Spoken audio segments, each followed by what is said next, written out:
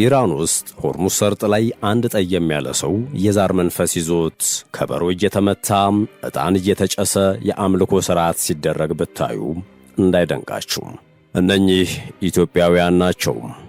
ያልገቡበት የለም እንዳትሉ፣ እነኚህ ኢትዮጵያውያን የፋርስን ምድር ከረገጡ በትንሹ 400 ዓመታት ተቆጥረዋል። የዛር አምልኮ በዓለም ላይ ከኢትዮጵያና ከሱዳን ሌላ ልታዩ የምትችሉት ሆርሙዝ ሰርጥ አካባቢ አሊያም በደቡባዊ ኢራን ብቻ ነው።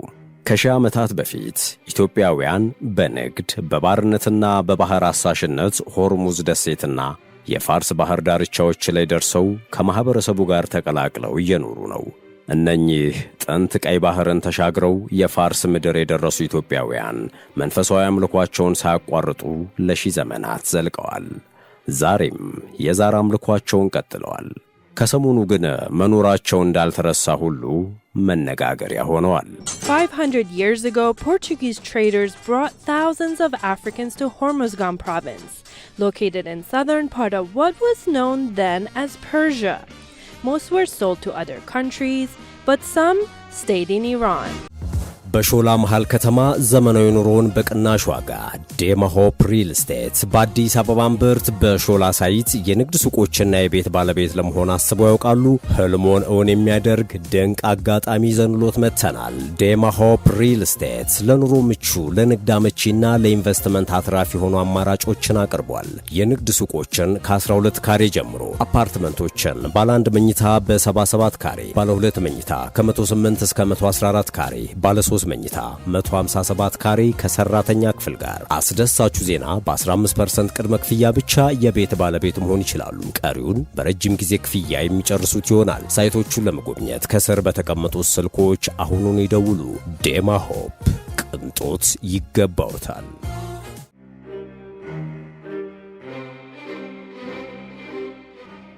ሰላም ጤና በያላችሁበት የምንመኝላችሁ የመሿለኪያ ቤተሰቦች፣ በዛሬው ዝግጅታችን በኢራን ሆርሙዝ ሰርጥ ደሴቶችና በደቡባዊ ኢራን ስለሚኖሩ ኢትዮጵያውያን አኗኗርና ባህል እንዲሁም አሁን ስላሉበት ወቅታዊ ሁኔታ ልናጋራችሁ ወደናል። ለቻናሉ አዲስ የሆናችሁ ሰብስክራይብ በማድረግ ቤተሰብ እንድትሆኑ እየጋበዝን እስከ ዝግጅታችን ፍጻሜ አብራችሁን ቆዩ።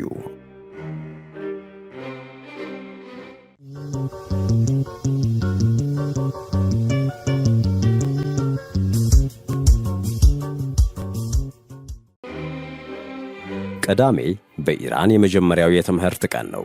ቅዳሜ ፌብሩዋሪ 28 2026 ደግሞ የሳምንቱ የመጀመሪያ ቀን ሆኖ ተማሪዎች የትምህርት ገበታቸው ላይ ተገኝተዋል። እየተደረገ ከነበረው የኢራን አሜሪካ የሰላም ድርድር የሰላም ውጤትን ሲጠብቅ የነበረው ኢራኒ ድንገት በሳምንቱ የመጀመሪያ ቀን ዱብዳ ወደቀበት። በደቡባዊ ኢራን ሆርሙዝጋን ግዛት ሚናብ ከተማ ላይ ሕይወት እንደ ማንኛውም ቀን ቀጥላ ነበር። ታዳጊ ሕፃናትም ወደ ትምህርት ቤታቸው ገብተው እየተማሩ ነበር። አሜሪካ ከእስራኤል ጋር ባደረገችው ጥቃት ግን ኢራን ታመሰች። በኢራን ከሚገኙ 31 ግዛቶች በ24 ግዛቶች ላይ ሰው ሰራሽ እሳት ከሰማይ ዘነበባቸው። በሚናብ ግን የደረሰው ከዚህ የከፋው ነበር። የእሳት ዝናቡ ሮጠው ያልጠገቡ ቆመው ያልጠኑ ሕፃናትን ኢላማ ያደረገ ነበር። ሴት ሕፃናት ብቻ በሚማሩበት በዚህ ትምህርት ቤት ላይ በተደረገው ጥቃት በደቂቃዎች ውስጥ 175 አበባዎች ተቀጠፉ። እንደ ብዙዎቹ ግምት ከሆነ ይህ ጥቃት የተፈጸመው በአቅራቢያ ያለውን የኢራን አብዮታዊ ዘብ የጦር ሰፈርን ለመደብደብ ታስቦ እንደሆነ ይገልጻሉ። በትምህርት ቤቱና በጦር ካምፑ መካከል ከግማሽ ኪሎ ሜትር በላይ ርቀት የነበረ መሆኑ ጥቃቱ ሆን ተብሎ የተደረገ ሊሆን ይችላል፣ አሊያም ደግሞ የአሜሪካ ኤአይ የሠራው ስህተት ሊሆን ይችላል ተብሎ ተገምቷል። ይህ ጥቃት ግን በዓለም አቀፍ ደረጃም ሆነ በራሳቸው በኢራናውያን የሚገባውን ትኩረት ያገኘ አይመስልም። ምክንያቱም ደግሞ በአካባቢው በመልካቸው ከሌላው ኢራናዊ የተለዩ ጥቁሮች የሚኖሩበት ስለነበረ ነው።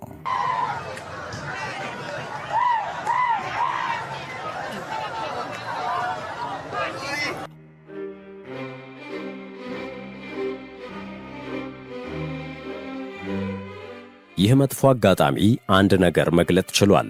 በምድረ ፋርስ በሀገረ ኢራን ስደተኛ ያልሆኑ ዘር ማንዘራቸው ሺህ ዓመታትን በምድሪቱ ላይ የኖሩ ጥቁሮች አሉ የሚለውን።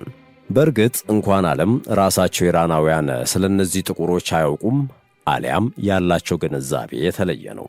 በደቡባዊ ኢራን ጠቅላላ ካለው ሕዝብ እስከ 15 በመቶ ጥቁር ኢራናዊ ነው። በሆርሙዝጋን፣ ቡሽሃር፣ ኩዜስታን ግዛት ውስጥ በብዛት ይገኛሉ። ባንደር አባስ የሆርሙዝጋን ግዛት ዋና ከተማ ናት። በዚህ ከተማ ከሌሎቹ ቦታዎች በተለየ ብዙ ጥቁር ኢራናውያን ይኖራሉ። በባርነት ከአፍሪካ ወደ ፋርስ የተሻገሩ ሰዎች በኢራን ከወታደርነት ጀምሮም በእርሻ ሥራ፣ በሸክላ ሥራ፣ በቤት ውስጥ አገልጋይነት፣ በዕቁባትነትና ሌሎች ሥራዎች ላይ ይሰማሩ ነበር። ከነኚህ ባሮች የሚወለዱትም ልጆች ያሳዳሪያቸው ንብረት ሆነው ይቀጥሉ ነበር። የሆርሙዝ ነዋሪ የሆኑ ጥቁር የቆዳ ቀለም ያላቸው ኢራናውያን በከበሮ ጨዋታቸው በተለየ ሁኔታ ይታወቃሉ።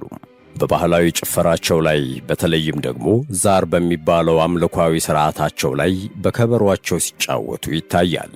ባንደር አባዝ፣ ቃሽም ደሴትና በሆርሙዝጋን ግዛት በብዛት የሚኖሩባቸው አካባቢዎች ናቸው።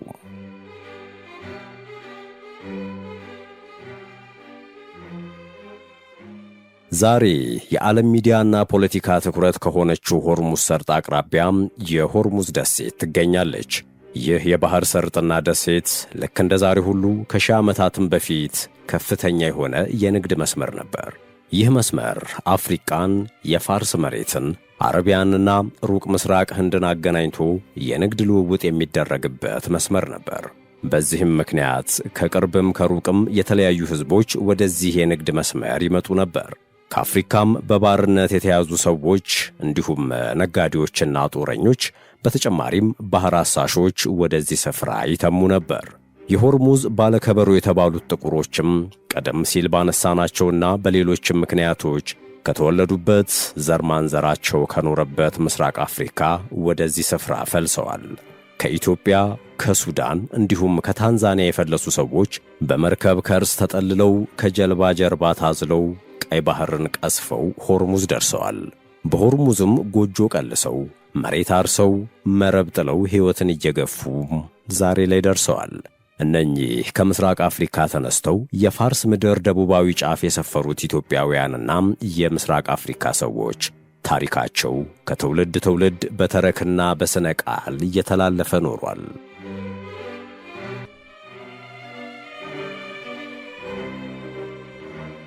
የጥቁር ኢራናውያን ታሪክ ለመረዳት የፈለገ ሰው ቀድሞ የህንድ ውቅያኖስን መረዳት አለበት ይላሉ የታሪክ ጠበብቶች። ከሺህ ዓመታት በፊት የአውሮፓ ወራሪዎችና ቅኝ ገዢዎች የፋርስን መሬት ሳይረግጡ በፊት በጥንቷ ምድረ ፋርስና በምስራቅ አፍሪካ መካከል ያለው የባህር ክፍል የምሸጠው አለኝ ያለ፣ እዚህ ሄጄ መኖር እፈልጋለሁ ያለ ሁሉ የሚንቀሳቀስበት ነፃ ውሃ ነበር። በደቡብ ኢራን ያሉ በተለይም በሆርሙዝጋን ግዛት የሚገኙ ወደቦችና ደሴቶች በዚህ የንግድ እንቅስቃሴ ውስጥ ቁልፍ ቦታ ነበራቸው። ከዛሬዋ ታንዛኒያ፣ ከያኔዋ ዛንዚባር የሚነሱ ነጋዴዎች መርከብ የሚያቆሙበት፣ መልህቃቸውን የሚጥሉበት፣ የጫኑትን ሸቀጥ የሚፈቱባቸው ወደቦች ናቸው። የኦማን ባህረኞች ቀስፈው የሚደርሱባቸው፣ የህንድ ሲራራ ነጋዴዎች የሚያካልሏቸው፣ ከኢትዮጵያና ሶማሊያ የሚነሱ ነጋዴዎችም መሬት የሚረግጡባቸው ወደቦች የሚገኙት በደቡባዊ ፋርስ በሆርሙዝጋን ግዛት ነበር። ወደ ፋርስ የሚነግዱት የምስራቅ አፍሪካ ሰዎች በብዙ ምክንያቶች ወደ ስፍራው ይጓዙ ነበር። አንዳንዶቹ ነጋዴዎች አሊያም መርከበኞች ነበሩ። የተወሰኑት ደግሞ በባርነት ተሽጠው ቀይ ባህርን አሊያም ህንድ ውቅያኖስን የሚሻገሩ ናቸው። በቀይ ባህርና ህንድ ውቅያኖስ ላይ ለብዙ ክፍለ ዘመናት የባሪያ ንግድ የተከናወነ ቢሆንም በአጭር ጊዜ ብዙ ማኅበራዊ መስቀልቀል ከፈጠረው ትራንስ አትላንቲክ የባሪያ ንግድ አንጻር ሲታይ ግን በጣም ሰላማዊ እንደነበር ይነገራል። ከዚህ በተጨማሪም አብዛኞቹ ባሮች ከማኅበረሰቡ ስለማይነጠሉና ስለማይገለሉ የማኅበረሰቡ አካል ሆነው ይኖራሉ። ከተወዳጁት ማኅበረሰብ ጋር ተጋብተውና ተዋልደው ዘልቀዋል። ይህ ሁኔታ ዛሬ በብዙ መልኩ መቀየሩ ቢነገርም ጥንት ግን ብዙ ጥቁሮች ወደውና ፈቅደው ኖረውበታል። አብዛኞቹ በኢራን የሰፈሩ ጥቁሮችና ኢትዮጵያውያን በፋርስ ባሕረ ሰላጤ የባሕር ዳርቻዎች አካባቢ ሰፍረው ይገኛሉ። በባንዳር አባስ፣ ቃሽም ደሴትና በሆርሙዝ ደሴት ላይ ይኖራሉ። በጠቅላላው የፋርስ ባሕረ ሰላጤ መኖሪያ አካባቢያቸው ነው። ይህ የባሕረ ሰላጤው አካባቢ ብዙ ባህሎችንና ማንነቶችን የያዘ አካባቢ ሲሆን ከፋርስ፣ ከህንድ፣ ከአረብና ከአፍሪካ የሄዱ ባህሎች በዚያ ለብዙ ዓመታት የኖሩበት ነው። በስፍራው የሚገኙ አፍሪካውያንም ያላቸውን ባህል ጠብቀው ለሺህ ዓመታት ሳይለቁ ቆይተዋል። ምንም እንኳን በራሳቸው የባህልና የአኗኗር ሥርዓት ውስጥ ቢኖሩም ከዘመናዊነትና በአጠቃላይ ካለው የባህል ተጽዕኖ ነፃ ናቸው ተብሎ አይገመትም። በሁለት ነገሮች ግን ማኅበረሰቡ ራሱን ጠብቆ ይታያል። አንደኛው ሙዚቃ ሲሆን፣ ሁለተኛው ደግሞ እምነቱ ነው። በባሕሩ ዳርቻ ከሚገማሸረው የባሕር ሞገድ ጎን እጅግ ድንቅ የሆነ አፍሪካዊ ለዛውን ያላጣ ሙዚቃ ይሰማል። በሙዚቃው ውስጥ ከባድ የከበሮ ድምፅ እንዲሁም ፈጣንና ተደጋጋሚ ምት እየተቀባበሉ ያዜማሉ።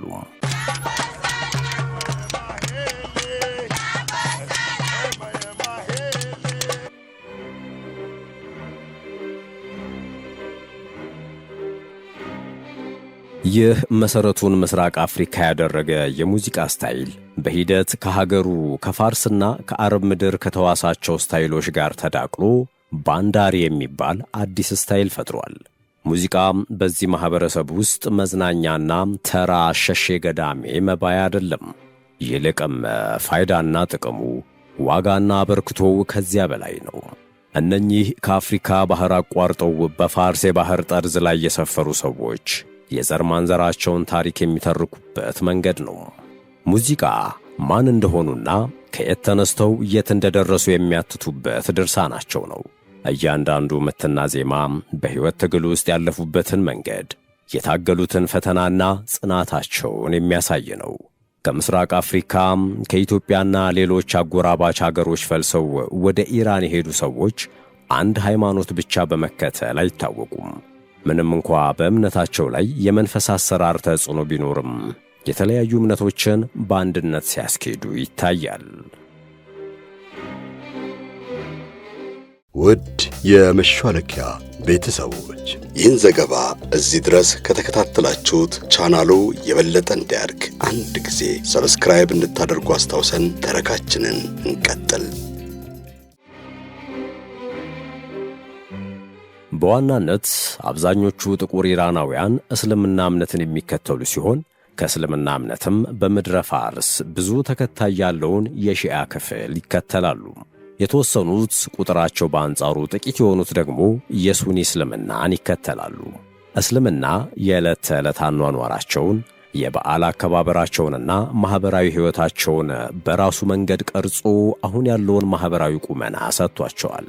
ይሁን እንጂ እነኚህ የምስራቅ አፍሪካ ፍልሰተኞች ከእስልምና ጎን ለጎን ከሀገራቸው ሲወጡ ያመልኳቸው የነበሩ የራሳቸውን እምነቶችም ሲያመልኩ ይታያሉ።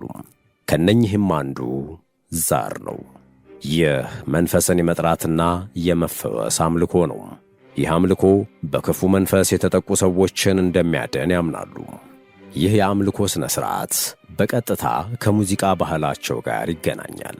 በከበሮና የተለያዩ ውዝዋዜዎች እያደረጉ እንዲሁም እያጓሩና እየተንቀጠቀጡ የሚደረግ አምልኮ ነው። ይህ የአምልኮ ሂደት ምንጩ ምስራቅ አፍሪካ በተለይም ኢትዮጵያና ሱዳን ነው።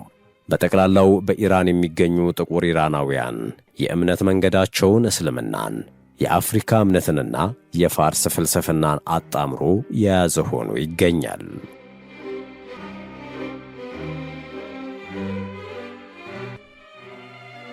የዛር እምነት በመላው ዓለም ቢፈለግ ሊገኝ የሚችለው በምስራቅ አፍሪካ ኢትዮጵያና ሱዳን ነው።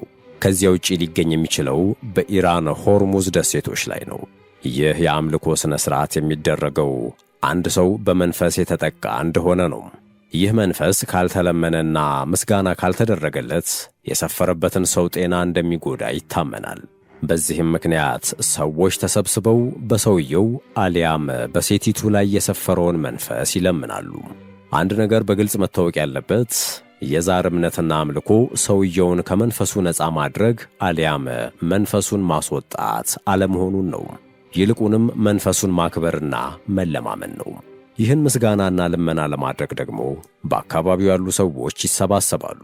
እጅግ ጠንካራ በሆነና ፈጣን ምት ከበሮ እየመቱ እየዘመሩ የተለያየ ምት ያለው ጭፈራ እየጨፈሩ እየተንቀጠቀጡና እያጓሩ ሥርዓቱን ያደርጋሉ። ይህ ሥርዓት በዚህ ማኅበረሰብ ውስጥ ማኅበራዊ ትስስርን እንደ ማጠናከሪያ መንገድ የሚታይ አጋጣሚ ነው።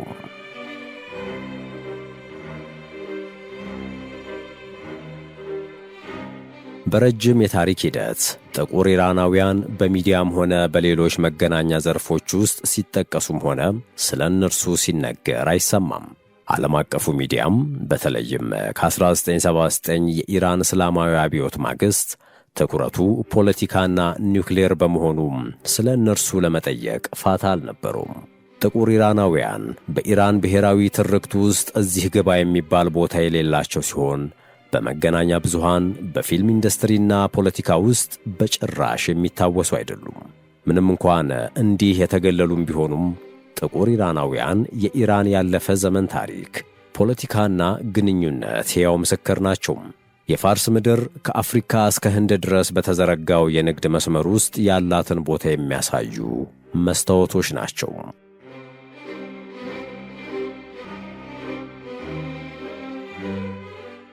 የሰሞኑን የአሜሪካና እስራኤልን ጥቃት ተከትሎ በተወሰነ መንገድም ቢሆን የጥቁር ኢራናውያን ጉዳይ ወደ ሚዲያ እየመጣ ይገኛል። ለአብነትም አሁን ባለው የኢራን ማኅበረሰብ ውስጥ እኩል ውክልና እንደሌላቸውና ሲያህ በሚባል የጥላቻ አጠራር እንደሚጠሩ ይናገራሉ። ጥቁር ዜጎች በኢራን ብቻ ሳይሆን በተለያዩ የመካከለኛው ምስራቅ ሀገራት ይገኛሉ። ለአብነትም በኢራቅ፣ በሳውዲ አረቢያ፣ የመንና ኦማን ይገኛሉ። ከነኚህና ሌሎች ሀገራት በተለየ መንገድ ግን በኢራን የሚገኙት ጥቁሮች ባህላቸውን ሳይጥሉ ክፍለ ዘመናትን ዘልቀዋል። ዓለምን እያወዛገበ በሚገኘው የሆርሙዝ ፖለቲካ ውስጥ እነኚህ ጥቁሮች ምን አይነት ሚና ይኖራቸዋል የሚለው ግን በመጪው ጊዜ የሚጠበቅ ነው።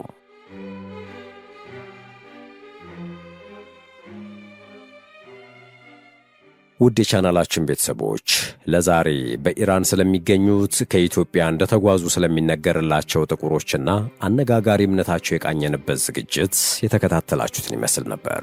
በመሿለኪያ ቻናል ቢሰራ ወይም ቢቀርብልን የምትሉት ጥቆማ ካለም በተመሳሳይ በኮመንት መስጫው ብታጋሩን ደስ ብሎን እንቀበላለን። በመጨረሻም አብራችሁን ስለቆያችሁ እያመሰገንን ለቻናሉ አዲስ የሆናችሁ ሰብስክራይብ በማድረግና የደወል ምልክቱን በማብራት አዳዲስ ተረኮችን ስንለቅ በቅድሚያ እንዲደርሷችሁ ማድረግ እንደምትችሉ በማስታወስ ተሰናበትን። ሰናይ ጊዜ በያላችሁበት።